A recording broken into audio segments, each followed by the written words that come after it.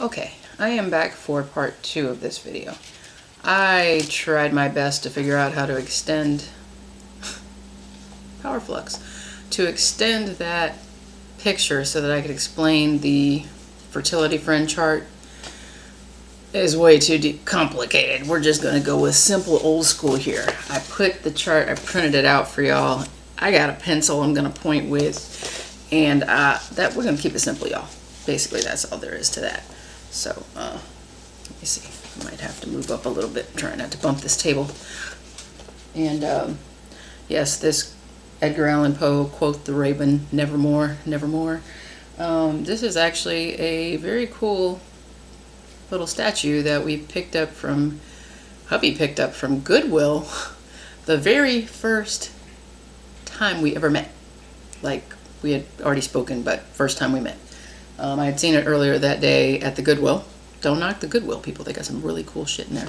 Anyway, had seen it there and thought it was pretty cool. It's kind of like a skull with roses and vines for those of you. And of course, you got your raven sitting on top. But it's a very cool little deal. So anyway, I'm going to leave that in the background. Got some swords over there as well. We're both big fans of that, so medieval stuff, you know, all that good thing.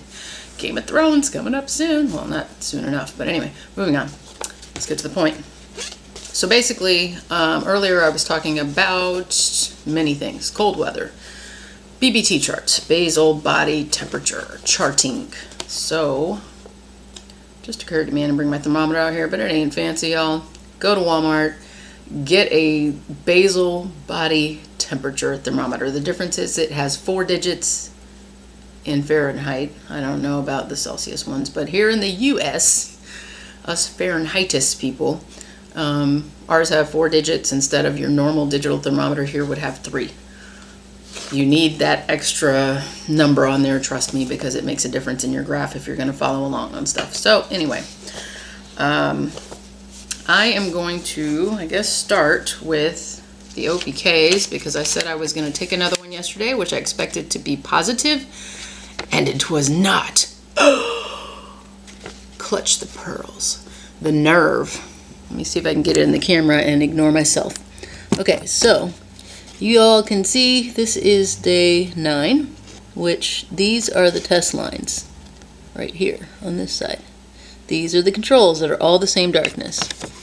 So, completely expected as cycle day 11. Second from the bottom was nearly as dark as the control. It's very hard for me to judge the lighting. I'm in front of a very bright lamp. I usually don't film here. I expected cycle day 12 yesterday to be positive, you know, or close to the positive. I'll put it out. Because today, cycle day 13 is my normal ovulation day, but because we are using Clomid this cycle, I did not know what to expect. So basically, I usually get close, and on day 12, because I usually ovulate on 13, 12 is darn near positive. I mean, even closer than these two lines. I have to really squint and think, is it positive? Maybe it's positive. 12 usually is positive for sure. 13 is usually definitely positive, or the test line over here is darker than the control, which is always nice. You don't have to guess. So anyway, this is the foolishness that I got this time. I don't know what that's all about. All I can say is, yeah. I'm going to take that to mean that ovulation prediction kits, OPKs, basically are telling you your luteinizing hormone, LH, building up, which is what's going to pop that egg out. I always get a positive or 2, so it's not a matter of I never get them. I get them all the time, every cycle. So this time I am taking that to mean that it was just a short, fast surge because I took this test on 11 at 3 p.m., which is definitely darker than 9 and 10, and it was close to 11 when it was wet. It's harder to judge once they dry. But basically, if I would have taken another test, which I generally only do one in the afternoon, each day.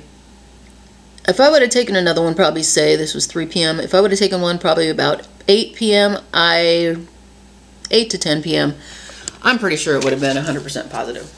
And if I would have not waited a full 24 hours, because that's what I did on the cycle day 12, you see how very light it is. It's even lighter than 9 and 10, which tells me there is no hormone detected. And trust me, y'all, I don't play about concentrated urine because I don't drink enough water as it is. Bad girl, but my urine is definitely concentrated before I will dip a test or do the drops. I'm not going to waste a test without, diluted urine or whatever. So it was very concentrated on day 12. So if anything, that test should have been a little lighter or matched the one before, but blew me out of the water that it was totally lighter than all the other ones. So that being exactly 24 hours later, because that was a 3 p.m. test as well, I'm going to take that to mean that I totally just missed the end of the surge. Like, basically, you can see that line day 11 there, it was pretty darn close. I didn't test anymore till 24 hours later, and it is gone. Ghost mode. So I think I just missed it, and I'm assuming the Clomid, being double dose this time, 100 milligrams a day, made a very hard, fast surge, because I definitely got ovulation pain, which I never get, and I definitely got lots of crampiness on the morning of cycle day 12, which was basically the morning after we had just done the first home AI kit the night before, so good timing.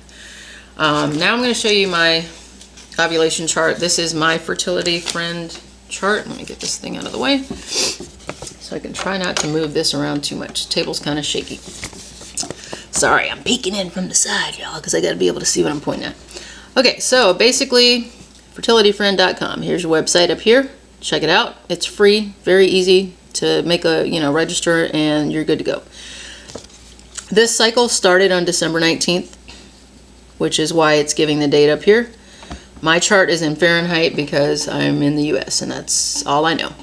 Okay, so basically what I did was I took a screenshot of my chart. Sorry, y'all, I'm going to move this computer a little so I can lean on the edge of the desk and stop shaking it. I basically took a screenshot of my chart, which you can do, and printed it out. I tried to do many different ways to add it to the video. I added it to the center of this video, but it definitely did not allow me to do any annotations or talk over it or anything. So I'm going to explain it here. Basically, I went into Windows Paint, and I just added in all these nice little things. So basically, cycle day 1 is the first day that your period starts. So that's what I have here in the red. These days, Clomid, I started on cycle day 4, which obviously is the 4th day after your period starts, and I did it for days 4, 5, 6, 7, and 8, which makes me a total liar because I think in the last video I said I stopped on 7. I think I was counting wrong. Ignore me, but this is the correct thing. Every morning, first thing I do is do my chart. Any of you who aren't familiar with it, I'm going to go ahead and explain what all these different things are. So basically, I could have started taking my basal temperature, which you do first thing in the morning when you wake up. Do not talk, do not eat, do not drink, do not get up and start moving all over the place. I keep my thermometer underneath my pillow so that when I wake up, and I have bad insomnia, you guys, so I do not wake up at the same time all the time, and I use a chart adjuster, temperature, BBT temperature adjuster for that. I just did a search on Google, BBT adjuster, and pretty much the first one that comes up is, I believe, a website, whenmybaby.com, blah, blah, blah. I don't know. I've been using it for years. It's been great. So if I get up 2 hours early, I just put in the actual times. It does the adjustment. So anyway, moving on. This is obviously my temperatures, each one of these dots.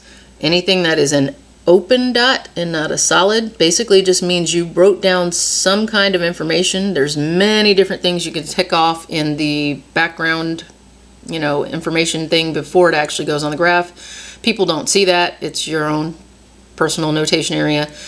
And basically here I put sleep deprived because for me, I'm always sleep deprived at the point of I get broken up sleep. But here I probably got like 3 hours, and you really shouldn't take your temperature, they say, and chart it unless you get at least 3 hours. whatever. That's probably what happened there. Excuse me. So here's the period. Lovely monthly visitor, AF, whatever you want to call her, Aunt Flo, the witch.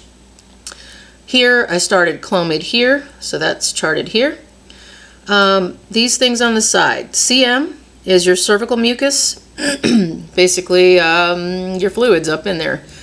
If you check it, 2 fingers up in there in the morning and pull them out, and you know, creamy is creamy, clear and watery is just watery.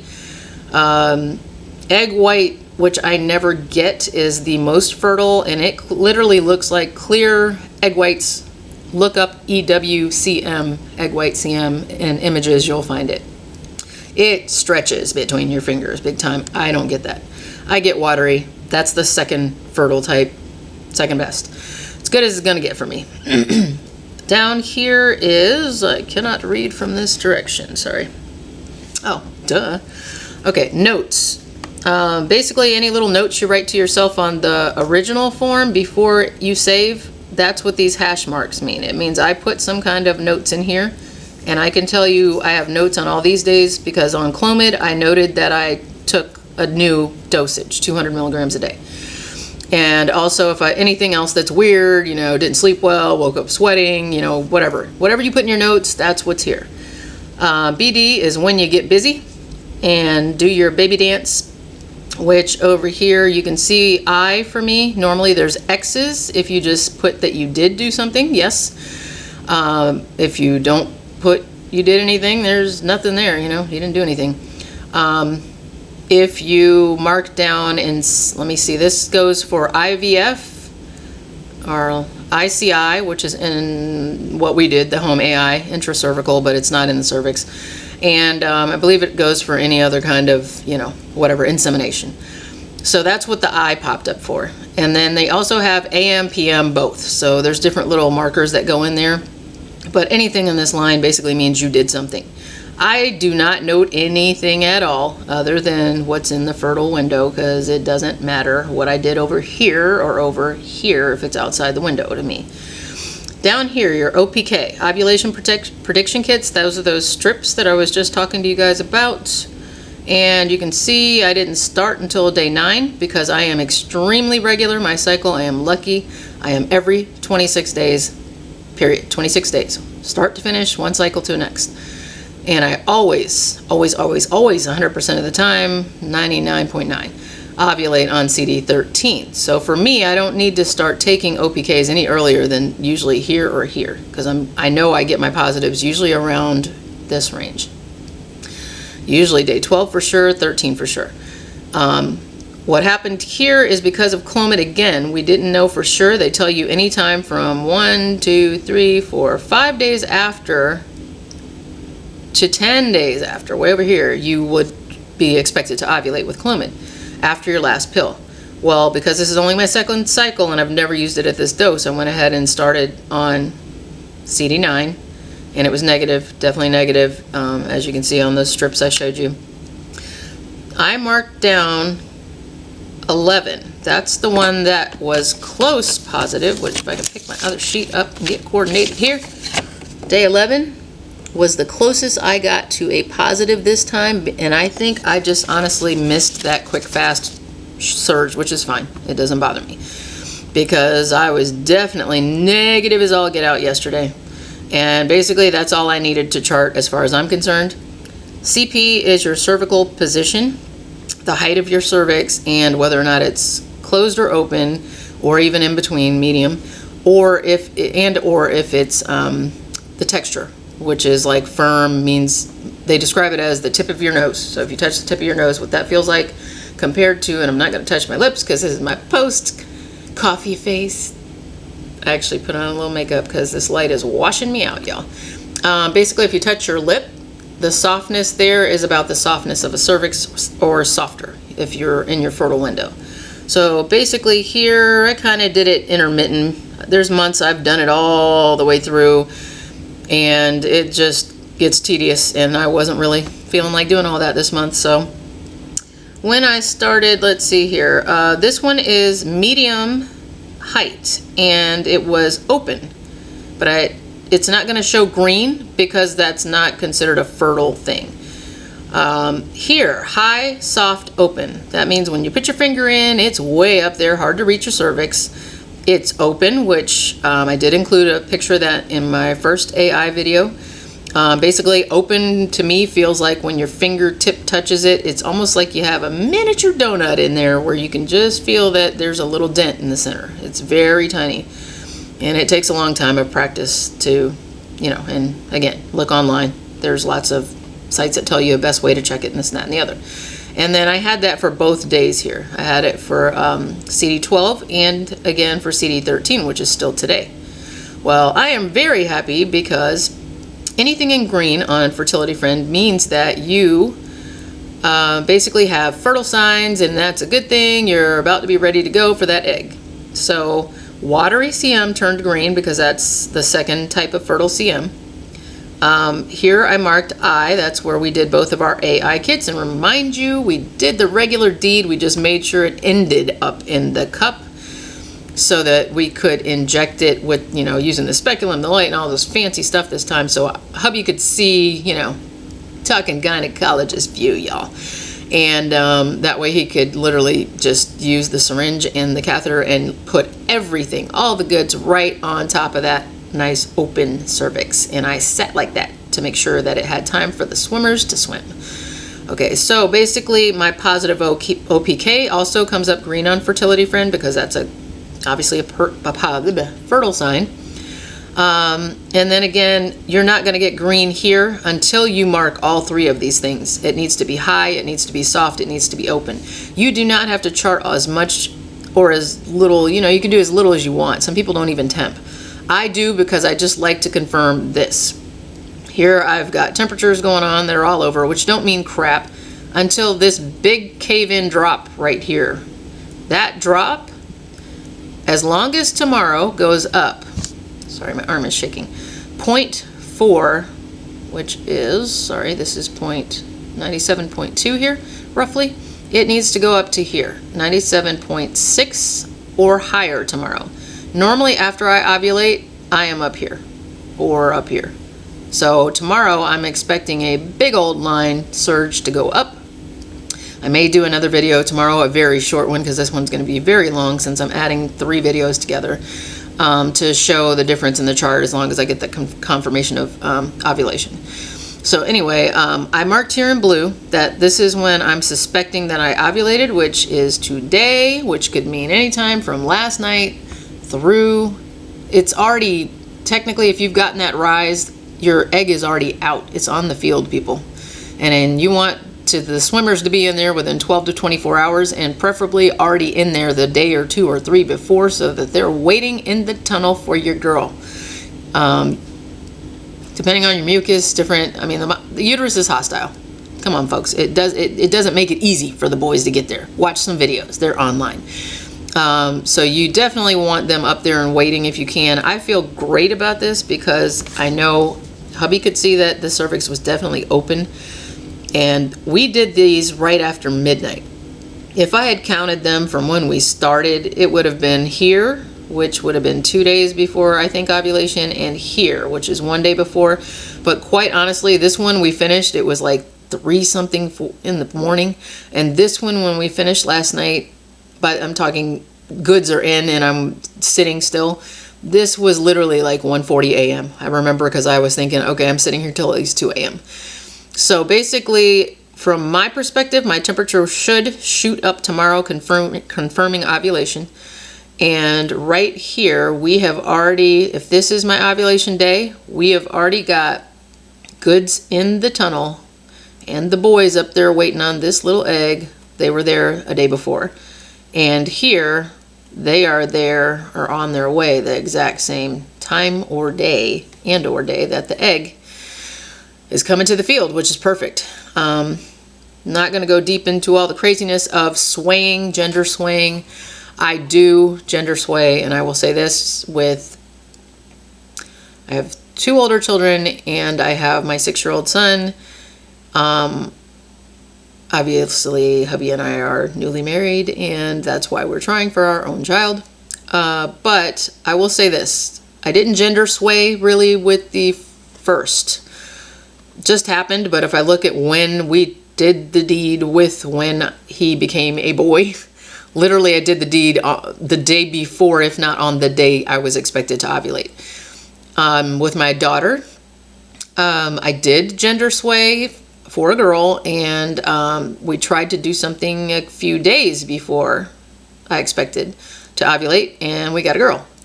And with dear son, I definitely gender swayed and did something right the day before the egg popped out to try to get a boy, and got a boy. So I'm not going to say it's 100% guys, but it has worked for me. So this time around with this timing, and we weren't aiming for anything in particular, it's just where signs and symptoms fell. I was looking for this and these signs here, and we were going to get busy. It didn't matter how many days. Basically, where this is falling, if I ovulate here, these two are putting you in the higher chance of having a boy. So let me see, did I explain everything? Red is your period. Blue is when I suspect ovulation to occur, today or last night. This is when I took Clomid. That's my positive OPK. And usually you ovulate a 12 to 24 hours after. It can be as late as 72 hours if you read some things. Usually I would say between 12 to 48 hours has been my experience. So if this is my positive, I'm expecting to ovulate here or here. That's just the way my stuff goes. When I get my basal confirmation has always been within 1 day after or 2 days after this bad boy. And right here, 1, 2. That's why I'm thinking this is my ovulation. And tomorrow should shoot up. Fingers crossed. Okay, so anyway, I put fertile here just to show my personal zone. And I don't have a shot of the screen, but Fertility Friend will show you another calendar that's above that chart that literally shows you colors like pink. That's when you expect your period, your next one to come. Green, it explains that that's when it thinks you're fertile. So get busy in there somewhere, because that's when it's expecting the egg to pop out. Those kind of things come up because the longer you use FF, it analyzes your chart against all the history and the data and everybody else, and against yourself. Now mind you, I have been charting for 31 cycles straight, people, right now for this. And prior, I've been charting for years. It's just something I like. I mean, I'm really regular, but I'm a science-minded person and a medical background, so I'm nosy. I want to know, make sure everything's on task. I'm just saying. Anyway, y'all should be happy I put on a bra for you people, because I was about to film and make sure I didn't pass Lisboa down here. Portugal. But whatever. Anyway, so hopefully that was helpful. I know this is a really long video, and I apologize. What I might do, actually, looking at this time frame, I think I'm going to break this up, guys. I'm going to make it 2 parts, so that way you guys don't have a 40-something minute video to watch, and you can literally just pick which part you watch, because this is all about the OPK, y'all. It's all about me and the OPK in the chart. But check out, seriously, you guys, fertilityfriend.com. It is super easy to use, tons of information, all kinds of Q&A. You can click, is this normal? When should I expect this? What happens about this? Does this mean something? I mean, everything is there, you guys. They make it super simple for you. Everything I know, I learned there. And from the lovely ladies on the message boards and things. So, you know who you are. Won't call you out. But anyway, you guys, that's just my thing, my chart, how I like to monitor things. And it's worked. And, so we'll update soon, and other than that, I think I got everything in this video. Yeah, pretty much just gonna hang out, relax, and probably, if I get my confirmation tomorrow with that big temp jumping up, got an email coming in apparently, I will start testing. Me personally, I like to start testing around 9 days after ovulation. I mean, who would ever test earlier than that? It's just silly, right? That's crazy. Nobody does that. May or may not have been privy to testing as early as day 7 after. Those of us who are POAS, pee on a stick, aholics, we do craziness. What can I say? You know, we're nosy. We want to know. I don't have any super sensitive tests right now. I'm all about the Walmart 88 center. If you guys can find it, it's First Signal.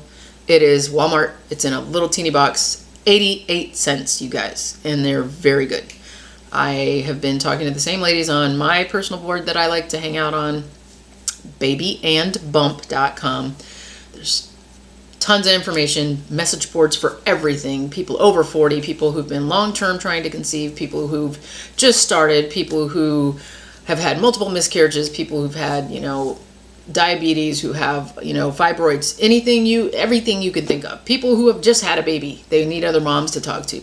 People who are pregnant, you know, and single, or, you know, I'm same-sex couples, and, you know, we're doing donors, and anything you can think of, it's on there, people. Just go. Inform yourself, get information. So there's no reason not to. And so anyway, basically the ladies on there have had great success with First Signal, and I know quite a few who have gotten their definite positive pregnancy tests at as early as 8 days after ovulation. So let me look at my dates here. If I am on day 13 today, wow, that makes it easy. It is New Year's Eve, you guys. So my earliest test would be next year. See you next year. I'm kidding. That sounds crazy, but yeah, it's New Year's Eve, guys. And I don't even have any plans. Hubby's in the room. He's sick, so he doesn't feel well right now. But yeah, so I guess 9 days into the new year, that would be when I'd start testing, and I will update you guys. So I'm gonna go ahead and cut this video off because this sucker is almost 30 minutes. What? Shut up, Jen. You talk too much. Anyway, I'm gonna make this 2 parts, guys. So part 1 is going to be the AI number 2, and part 2 will be the OPK discussion. Talk to you guys next time. Gonna cut it short because I gotta go.